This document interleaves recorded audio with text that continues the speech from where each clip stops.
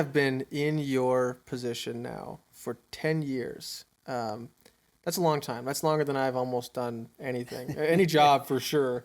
When you walk in the morning, are you completely confident, equipped? This is just your whatever the day's got to throw at you, you can handle it. Like this is your role and you're in it. I mean, do you get to that spot where you're like, yeah, I'm here. I feel good every day? Because I don't feel that. Yeah.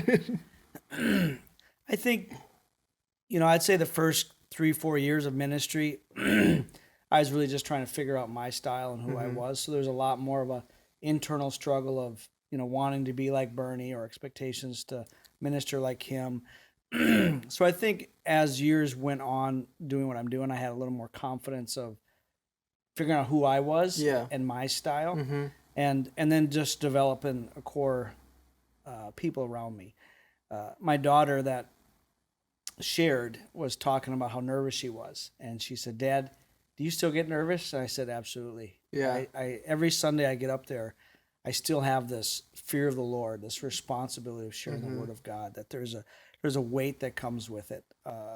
So coming into the office, I do still, even though I'm wearing dude shoes today, I do consider them work boots. Like I do strap up my work boots and I'm going to battle. I see every day as a battle that the Lord has already won. I just got to walk in it. And so there's a sense of, I feel like where I am, where I need to be. Yeah. So I'm continuing to press into Him and coming with an expectation that God's going to work things out. I do think it's important also as a leader that, especially in church life or even in business, that you have kind of an idea of a mission of as far as where you want to go. I think it is easy to get reactive to life and situations where you're always reacting to challenges instead of saying this is the direction I'm going. Doesn't mean you can't change in the path, but it is kind of like, this is what God's put before me. I'm going to be faithful in it, and kind of setting that course. And when things come, you just try to weigh, is this something I chase after today or stay on course? So. Sure. Yeah. So I think what I heard in that is, you know who you are. You know who God is. You maybe don't confuse what you do with your identity. It's kind of that separation of, Sure. you don't take it lightly. It's, you're equipped for it, you're called for it, and you're in it. But ultimately there's still a responsibility and a seriousness to it. Yeah. I think hearing that you still get nervous preaching is surprising. It just feels like that's your space up there, right? It's just, and you come across very, very relaxed and, just here to preach. But yeah, that's good. That's good to know that there kind of is that mixed basket on the inside.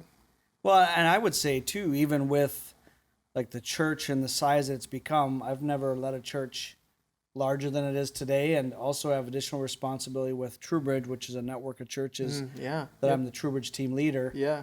So that's something that's fairly new, and don't tell the leaders of that organization or the church, but I don't know what to do next. There's some.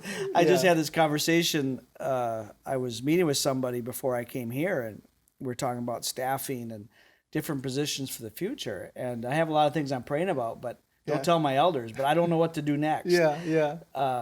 So I know that to shepherd and care for the people that are coming, I need to do something. And not doing nothing is something. I don't feel like it's the right answer, but.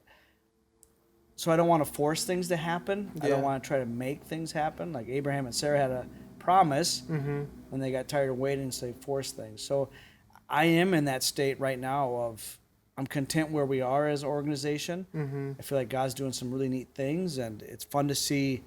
I'm seeing some discipleship where people that we've poured into are pouring into others and seeing fruit. So that's really exciting to me.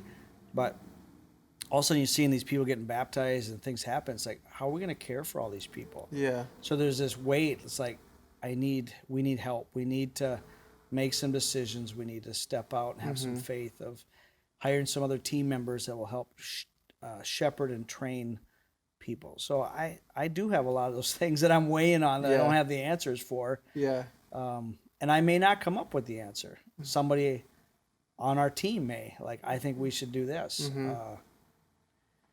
So I understand where you're coming from, and I am in those positions as well. But I do believe, and this is where, like with David, you know, he went to fight Goliath when Goliath would come out and mock them every day. Because when we make up as leaders, every day something's mocking us. There's a Goliath that we're faced every day, and you know, the army of Israel would run in fear.